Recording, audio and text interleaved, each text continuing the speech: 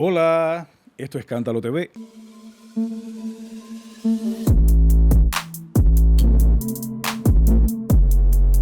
He tenido oportunidades en la vida tan lindas de encontrarme con personas en diferentes entrevistas. Imagínense, con 23 años que empecé, hasta ahora que tengo 47, tantas y tantas figuras, artistas, gente grande, no solo por la obra que ha brindado, también por los sentimientos, los valores que los muestran así.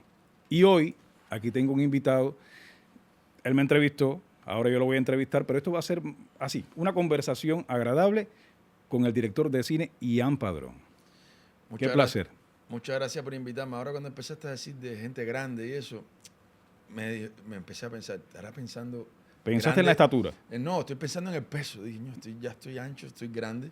Y entonces por eso me están invitando. Muchas gracias por Pero invitarme, ancho, ¿te Cristian. refieres a la barriga mía o la Sí, tuya? no, la mía, la mía. Parezco un Buda, tengo que... Sí, pero yo creo que yo estoy más gordito que tú, que acabo de llegar comiendo croquetas de bacalao y quiero comer todo porque imagínate. Yo siempre se lo digo a todas las personas que llegan de Cuba, yo les digo, caballero, cuídense que en los primeros 2 años, los primeros meses uno come como un salvaje y sube de peso. A mí lo que me pasa es que las croqueticas, los pastelitos de guayaba, eso es algo difícil. Y ahora inventaron pastelitos de guayaba con queso crema. Eso es difícil, Sí. es difícil. Oye, como batallaste la entrevista conmigo cuando estaba en Cuba. Sí, intentamos hacer la entrevista varias veces, pero bueno, sabes que en Cuba es muy difícil. Lo es. Y nada, me alegro mucho haber hecho tu entrevista aquí, creo que unos días después que llegaste, y le fue muy bien en mi canal y la gente respondió muy bien a todo lo que tú dijiste. Cierto. Y nada, te agradezco mucho esa entrevista y que me hayan invitado ustedes ahora aquí, Patricia y tú acá, a esta nueva entrevista. Agradecido yo por haber tenido derecho a réplica y dártelo, porque te lo voy a dar ahora. Exacto, perfecto. No, a mí me impresionó mucho varias historias que tú hiciste, sobre todo la de tu mamá. Y, y nada, me parece que tu caso, el de muchas personas, cuando decidimos decir lo que pensamos, trae consecuencias, en algunos casos graves, pero yo creo que no hay otra manera de ver la cubanía y de amar a nuestro país ahora mismo que no sea denunciando y diciendo Claro. lo que estamos viendo. Y no, y en aquel tiempo haber sido parte de toda esa maquinaria, y cuando digo maquinaria me refiero a que en Cuba todo es estatal, los medios de comunicación son estatales. Y el cine, ahí está también, entra en todo eso, en esa parte rígida, todo muy esquemático, muy cerrado, y lo viviste hace poco con esta asamblea de cine. Sí, aunque ¿En qué terminó eso? ¿En qué terminó? bueno, no empezó, más bien. ¿No empezó? No, porque, bueno, para los que no están empapados, hace un tiempo, hace unos meses, se creó en Cuba como una especie de asociación que le llaman Asamblea de Cineastas Cubanos. Yo estaba en mi casa de pronto un día, acabo de levantar, y alguien me pasó un link de que estaban haciendo una transmisión en vivo desde Cuba. Y entré por curiosidad a ver las personas que admiro y que respeto, cineastas igual que yo, que estaban ahí reunidos por la censura de un documental de Juan Pín Vilar sobre Fito Páez, se llama La Habana de Fito. Y entré, y cuando entré, curiosamente me encontré que la misma persona que me censuró, que me agredió físicamente en Cuba cuando yo estaba defendiendo mi documental Fuera de Liga, un realizador que se llama José Luis Sánchez, lo vi allí hablando de tolerancia y de inclusión y, y vendiéndose como una persona que no tuvo que ver con la censura y que no tuvo que ver con algo tan grave como agredir a otro realizador por su trabajo. Y nada, cuando pedí la palabra y cuando empecé a hablar, empecé diciendo, me parece impresionante que ustedes tengan acá una persona que haya cometido todas estas barbaridades, y ahí mismo enseguida me pararon en seco, me censuraron, incluso con, con algo que para mí iba a ser ya muy triste, porque creo que no se recuperará mucho, que es que el director de cine más importante de Cuba, que es Fernando Pérez, me parara en seco y me dijera que era algo muy personal y que yo no podía hablar de algo tan grave como tener a un censor y a un agresor y a un represor, aunque sea parte de la cultura, dentro de esas filas, me impresionó mucho y me marcó mucho. Yo le decía a algunos amigos que es como una segunda emigración, como un segundo exilio, ¿no? Porque tú te vas y tienes toda una ruptura de vida irse de Cuba, pero el hecho de estar allí y ver a tus propios compañeros volverte a censurarte, para mí fue un antes y un después. La censura, la vieja censura y que todavía está lacerando a los cubanos allí, a los creadores, a los artistas en general. Ian, Elpidio Valdés es tu hermano. Elpidio Valdés es mi hermano mayor. Mi padre creó Elpidio Valdés en el año 70. Yo nací en el 76. Pero yo no me di cuenta que, o sea, ya teniendo 4 o 5 años, yo veía muchos dibujos de Elpidio Valdés, pero no sabía que era mi papá quien lo dibujaba. Nosotros vivíamos en un apartamento muy pequeño, de un cuarto. Dormíamos en la sala, mi hermana y yo. Y un día de madrugada yo me desperté y vi a mi padre que nosotros teníamos una mesa de comedor que estaba plegada a la pared porque no había espacio. Y para poder tomar agua, que era lo que yo quería hacer, mi papá tenía que quitar la mesa para poder abrir el refrigerador. Así de pequeño era el espacio. Y entonces cuando yo vi a mi papá, 2 de la mañana, 3 de la mañana, vi a mi padre dibujando la historieta de Elpidio Valdés, fue que me di cuenta que mi padre era el creador de Elpidio Valdés. Juan Padrón. Juan Padrón. Y nada, ahí descubrí que tenía un hermano mayor. Elpidio Valdés. Elpidio Valdés. Te voy a hacer una pregunta muy importante, porque nos toca a nosotros muy de cerca, a los censurados, a todo el pueblo cubano que nació, fue cogiendo uso de razón, viendo a Elpidio Valdés. Todos nosotros vimos a Elpidio Valdés. Sí. Elpidio Valdés. Que ayer estábamos conversando aquí el equipo sobre si Elpidio Valdés era comunista, si no era comunista, cómo estaría Elpidio Valdés en esta época en la que Cuba es un infierno. ¿Cómo imaginas Elpidio Valdés dentro de Cuba ahora mismo? Mira, yo creo que primero Elpidio Valdés, aunque los cubanos lo tenemos tan cerca a veces, incluso hay niños en la escuela que le preguntaban generales Mambises y ponían Calixto García, Antonio Maceo y Elpidio Valdés porque pensaban que Elpidio Valdés fue una persona real. Elpidio Valdés es un personaje de ficción.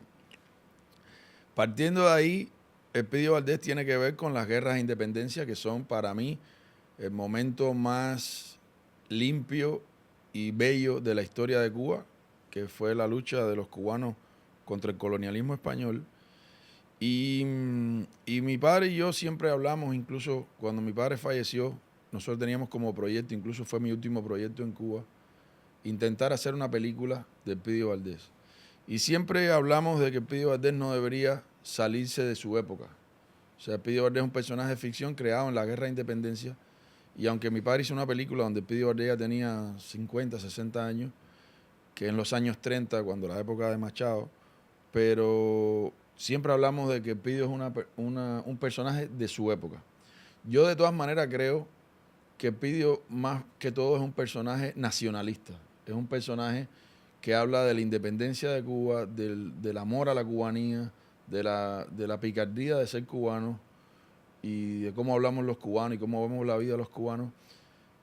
Y en mi caso, cuando vuelva a ser Elpidio Valdés, que espero retomarlo y darle una nueva vida a ese personaje, porque creo que sería triste perderlo, siempre estará enmarcado en su época. Pero por supuesto, me imagino que todas las obras, aunque sean de época, siguen hablando del presente de alguna manera, porque sus creadores y las personas que lo hacen viven en otra época. Entonces, yo creo que algún día volveremos a crear animados de Elpidio Valdés que hablarán de la época actual, pero no de manera tácita. No creo que se haya que trasladar a un personaje que es específico de las guerras de independencia de Cuba, traerlo de pronto a la modernidad. A mí me parece que eso sería un error. Y es que nosotros no lo vimos comunista, nosotros no vemos a Elpidio Valdés comunista, lo enmarcamos como tú, en las guerras de independencia. El Elpidio Valdés humano, luchador, valiente, osado, toda esa realidad que quisiéramos que la tuviera el pueblo cubano ahora mismo. Yo te quiero decir una cosa, que mira, es un tema que no se habla mucho. A mí me parece que un personaje tan conocido, tan popular, Y querido, muy y querido. tan grande en muchos aspectos para la población cubana, es inevitable que haya muchas lecturas sobre él. Sí. Porque la cubanía no es solamente de una sola manera. Los cubanos ven la cubanía de muchas maneras y yo entiendo que hay personas que lo ven desde un punto de vista ideológico, lo ven así, lo ven asado, ¿no? Eso es natural y el personaje tiene 53 años. Es normal que las personas, algunos lo tilden y también tiene que ver con su creador, con Juan Padrón. O sea, ya he visto de todo. He visto muchas personas que utilizan el Pidio Valdés sin permiso de nosotros, porque cuando tú pones el Pidio Valdés, mucha gente lo ve como estoy poniendo a Cuba, estoy poniendo algo cubano. Y las personas se apropian del personaje para sus obras, para sus publicaciones. Incluso yo he cuestionado que utilicen el Pidio Valdés de manera política. La última vez que recuerdo, el mismo presidente designado de Cuba, Díaz-Canel, utilizó el Pidio Valdés para llamar a los cubanos a las elecciones. Y yo le hice una respuesta pública que por supuesto nunca respondió, cuestionándole quién le había dado permiso para utilizar el Pidio Valdés de manera política. Porque más allá de que uno piense de una manera u otra, nadie tiene derecho a utilizar un personaje en campañas políticas de ningún tipo. Porque el personaje tiene unos herederos, tiene un creador y eso se debe respetar. Pero en la vida cotidiana, en las redes sociales, yo entiendo que las personas utilicen el Pidio Valdés. Incluso hay personas que doblan la voz del Pidio Valdés y hacen memes de que si no están llegando el arroz a la bodega, etcétera. Eso a mí no me parece ofensivo porque es una expresión popular, no comercial del personaje. Pero sí, ya cuando es directamente que hay políticos que quieren utilizar al Pidio Valdés, ahí en mi caso, me he quejado porque me parece que es una falta de respeto utilizarlo desde el punto de vista político. Y un oportunismo también. Eso es demandable, aquí sería demandable. Sí, si un político en otro país con un Estado de Derecho utilizara a un personaje en su campaña política, tendría que pagar una consecuencia por eso. Así mismo es. Ian, que creció con su hermano Elpidio Valdés, con el gran Juan Padrón, muy querido Luz para tu papá. Muchas gracias. Un abrazo al universo dedicado a él, claro que sí. Y Elpidio Valdés no murió, Elpidio Valdés está vivo en cada cubano que se expresa y en cada cubano que lucha por esa independencia, por Cuba, por su pueblo. Ian Padrón hace mucho con respecto a esto, con Derecho a Réplica. ¿Cómo surge Derecho a Réplica? Derecho a Réplica es un programa, un programa, gracias, que tengo en las redes sociales desde hace 2 años y surgió a partir de que varios cubanos fueron el 27 de enero, 2 meses después de la manifestación del 27 de noviembre frente al Ministerio de Cultura, fueron de nuevo al Ministerio de Cultura y fueron agredidos, empujados y puestos presos por el ministro de Cultura en persona y varios de sus acólitos, viceministros, incluso el nuevo presidente del ICAI, el nuevo presidente designado ayer del ICAI, Triana, creo que también estuvo dentro de esas personas que agredieron a todos estos jóvenes cubanos que estaban allí quejándose y los metieron presos. Y a partir de que los metieron presos, yo escribí una carta pidiendo que los dejaran hablar, que les dieran derecho a réplica. Y uno de ellos, unos días después, me escribió agradeciéndome que yo hubiese escrito esa carta.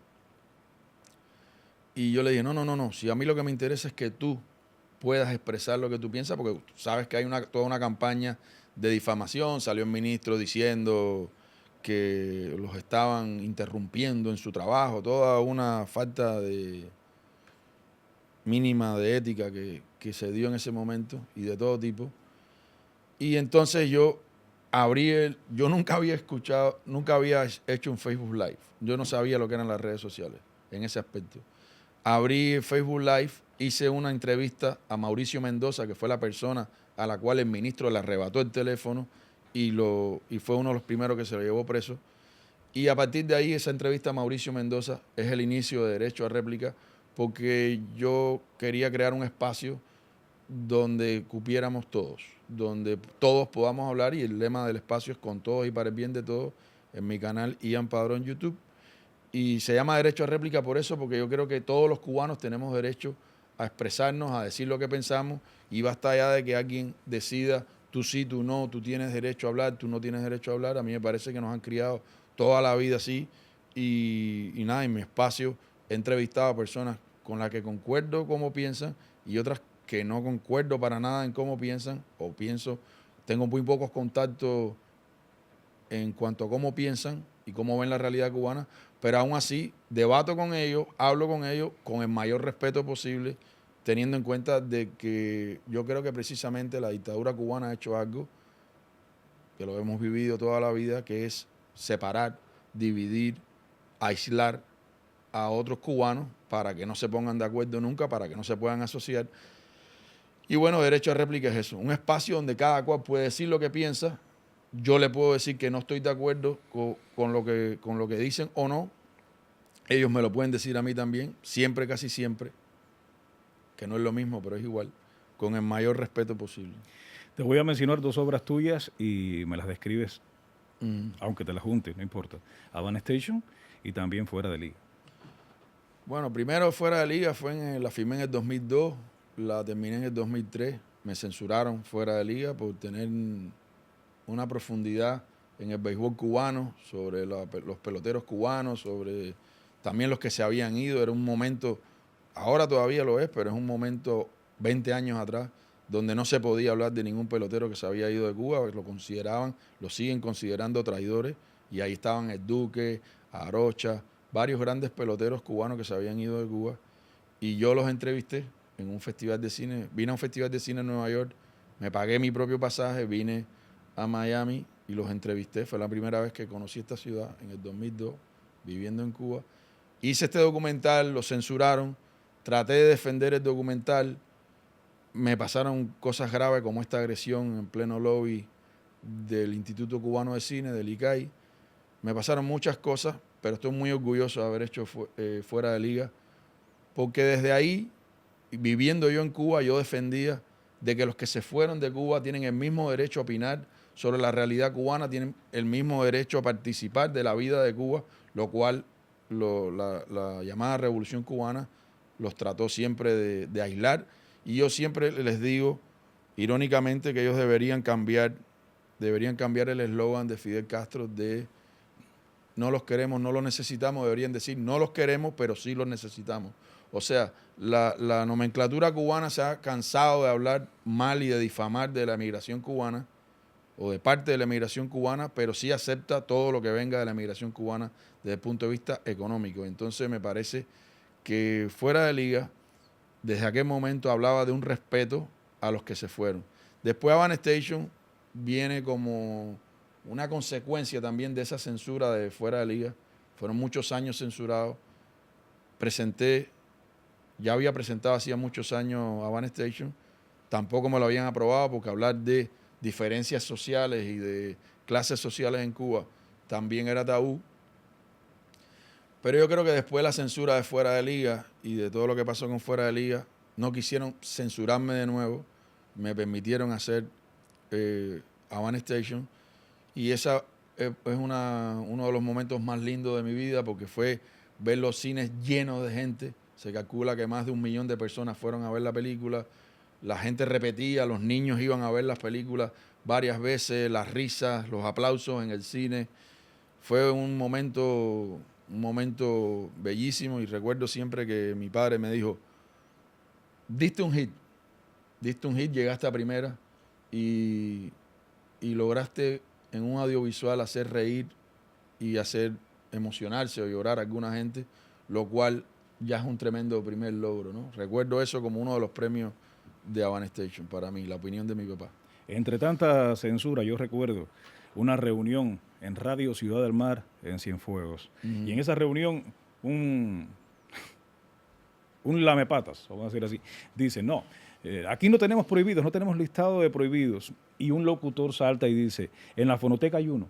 Y en la fonoteca estaba Celia Cruz, Willy Chirino, Gloria Estefan, y así, todos los cubanos prohibidos, sencillamente porque o emigraron porque hasta por emigrar te castigaban en aquel momento, Sí. o porque tu opinión política era completamente diferente. En el cine esto también se ha vivido Sí, en por general. Es supuesto. decir, que la censura es un mal en Cuba precisamente porque todo el que piense diferente, mira mi caso, es desplazado, vetado y ninguneado, que es una palabra que me decían a mí. Hay una sección que voy a empezar en mi programa que tiene que ver con esto que te voy a decir.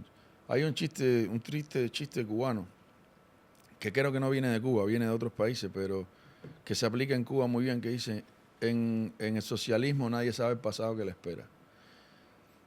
La, el tema más grave de Cuba, más allá de cómo piense cada cual, es que algunas personas se han abrogado el derecho de decidir que hay una sola manera de ver la realidad, que hay una sola manera, o que si hay varias maneras, solamente se puede llevar la manera que apruebe el líder que está de turno en ese momento. Y ese pasado que te espera tiene que ver con que tú puedes haber tenido una obra, tú puedes haber tenido una conducta, haber tenido hechos en tu vida, que el día que tú digas algo que a ellos no les conviene, que diga algo que a ellos les molesta, algo que ponga en riesgo mantenerse en el poder o hacer pensar a las demás personas, a partir de ahí, como por corte en el cine, ya tú eres considerado un traidor. En mi caso me han escrito artículos en Cuba diciéndome rayadillo, que eran los cubanos traidores, y en todos esos epítetos de gusanos, de anticubanos, etcétera, etcétera, porque precisamente el poder cubano solo le importa mantenerse en el poder. Eso es su único plan. Y entonces todo lo que ponga en riesgo que ellos se puedan mantener en el poder, lo rechazan, lo persiguen y lo aniquilan de una manera automática, sin matices. Por eso no hay espacio en Cuba para alguien que piense diferente. Y tú eres lo opuesto en derecho a réplica. Yo cuando te miro te voy a decir cómo te veo, cómo te Ujú. siento cuando te observo entrevistando a alguien. Sí. Y en esa conversación que tú tienes abierta con las personas, con la diversidad, esa posibilidad de interactuar sin límites. Yo a veces me digo, ¿cómo Ian logra esa paciencia cuando la persona se pone arrogante o te dice algo que no te gusta o que a lo mejor no te gusta? Pero ¿cómo Ian conserva esa paz, esa tranquilidad y en ningún momento se ve molesto? Mira, dirían también que la procesión va por dentro. Yo considero que cuando uno habla de una realidad como la realidad cubana, cuando uno habla de una posición como la que yo tengo de considerar que Cuba es una dictadura y que hay que tener un país plural, un país respetuoso de las diferencias, donde quepamos todos, donde cada cual pueda afiliarse políticamente, ideológicamente, personalmente, gremialmente, de la manera que entienda, yo sé que de alguna manera, quiera o no, estoy hablando en nombre de los que tienen esa idea o paralelamente a las personas que piensan de esa manera. Por lo tanto, cuando alguien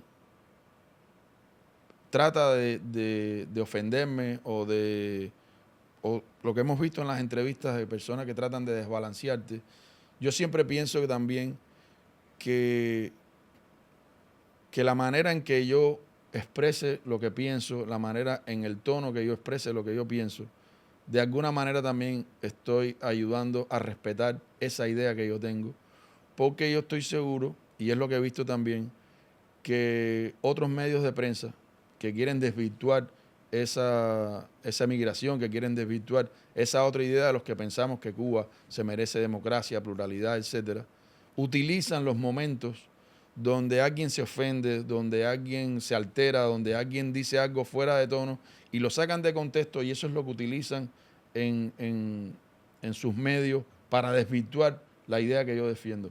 Por lo tanto, cuando a mí me pasa eso, yo me relajo diciendo, por dentro diciendo, no importa, lo que importa es las ideas que estamos hablando, lo que importa es las ideas que estamos defendiendo, y, y por eso casi nunca me sobresalto, porque creo en lo que pienso y lo defiendo de una manera honesta, lo Sí. que pienso. Por lo tanto, no me hace mucha mella que alguien intente intente subir de tono. Y este rebelde que está hablando contigo, te ve así, luces respetable, luces muy colocado en tus ideas, pero además haciendo honor al derecho a réplica.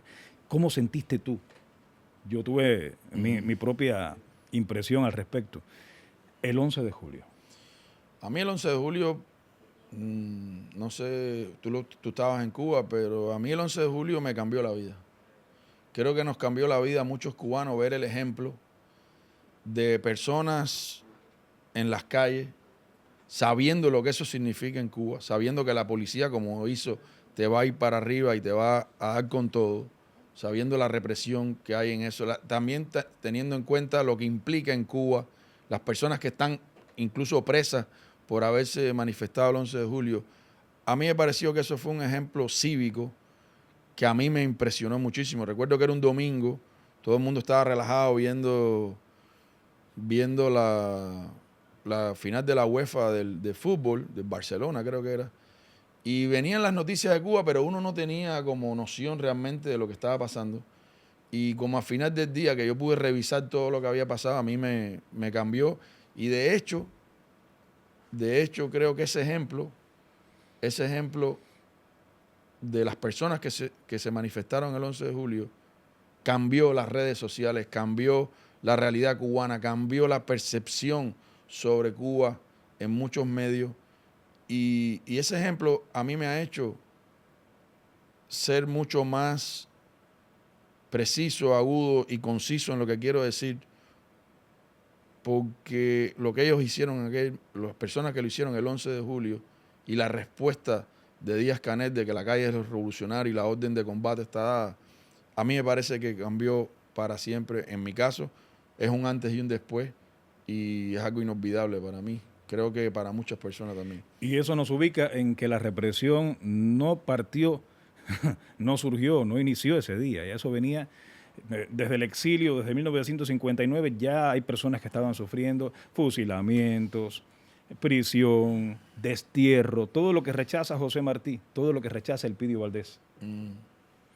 Lo estaba sufriendo el cubano, la división de las familias y todo lo que estamos viendo hasta hoy. Incluso hay videos, en el caso del 11 de julio, hay videos, yo esos días, recuerdo esa semana como una semana muy intensa.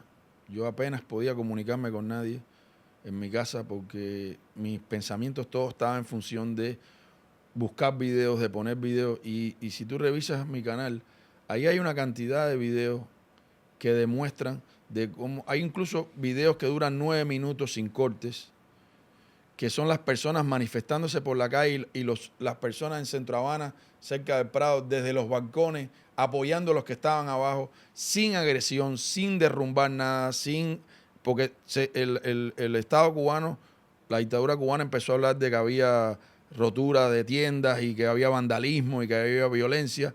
Hubo personas que hicieron eso. Había que ver qué personas fueron, si no fueron mandadas por ellos mismos o no. Eso es una investigación que nunca se va a saber. Habría que ir a los videos y saber qué personas son cada cual las que hicieron eso. Y puse muchos videos donde las personas se manifestaron pacíficamente. Incluso hay momentos donde la policía se acercó a esos manifestantes y no los agredió, porque por naturaleza no querían agredir a la población civil. Y a mi juicio, habría que hacer una investigación más profunda, todo cambió cuando Díaz-Canel salió en televisión diciendo que la orden de combate está dada a la calle de los revolucionarios, y fue donde se estalló la violencia, donde las fuerzas de policía dieron golpes, todo lo que quisieron. Hay personas que ya estaban reducidas, que ya los habían agarrado, que ya estaban siendo casi esposados en ese momento, y venían otros y les daban. O sea, porque hay todo un odio sembrado del propio gobierno hacia las personas que piensan diferente, que se manifiestan diferente, y se vio que la policía no actuó ni profesionalmente, ni actuó de una manera cívica, actuaron como son, totalmente parcializados con el poder, luciéndose para hacer méritos ante el poder, y redujeron a las personas que se manifestaron de una manera violenta, y están todos los videos. Hay muchos videos, incluso hace poco encontré uno que nunca había visto también, que la gente lo va a ir filmando y lo ha ido subiendo, donde te demuestra la naturaleza de hasta dónde están dispuestos a llegar. Incluso hay un muerto. Diuvis Laurencio es un joven cubano que murió en esas manifestaciones. Yo recuerdo siempre a Abel Prieto y a otros dirigentes cubanos diciendo, no, se está buscando que haya una manifestación en Cuba para que si hay un muerto, entonces intervenir en Cuba. Todo eso que han dicho, siempre, como ahí viene el lobo, nos van a invadir. Y hubo una manifestación, hubo represión, hubo muertos y no hubo ninguna intervención. Porque yo creo también que los problemas de Cuba los tenemos que resolver únicamente los cubanos de Cuba, y los cubanos que viven fuera de Cuba somos los únicos que tenemos que realmente intervenir en la realidad cubana. A mí me parece que yo estoy en contra de ninguna intervención de ningún otro país en la realidad cubana. Creo que sería un problema, dure lo que dure, que tenemos que resolver solamente los cubanos. Y ante ese inmovilismo del pueblo, ese masoquismo, vamos a decirle así, el pueblo que no reacciona, no reclama sus derechos, ¿qué mensaje tiene Ian Padrón? ¿Cómo tú lo sientes cuando el pueblo está aguantando el abuso, las carencias, la mentira, el engaño? ¿Cómo manipulan los medios de comunicación? Mira, la importancia de las redes sociales en todo esto también. Son varias aristas lo que tú me estás preguntando. Yo primero pienso que el pueblo cubano no tiene muchas maneras de defenderse, porque precisamente durante 60 años el Estado cubano, los poderosos en Cuba, se han encargado de derrumbar, de eliminar todo lo que sean instituciones espontáneas. O sea, en Cuba tú no te puedes asociar. Vamos a hacer la asociación de personas que nos gustan las palomas mensajeras.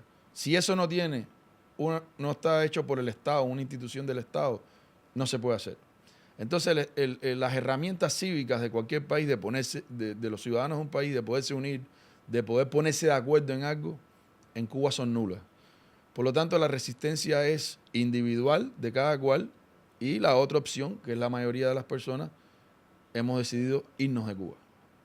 Entonces, eso es por un lado. La llegada del Internet visibiliza a mucha gente, pero quizás todavía es algo que lleva muy poco tiempo, pero sí marca una gran diferencia, porque este programa, el que yo hago, todos se ven en Cuba, y eso marca una diferencia porque hace pensar a las personas.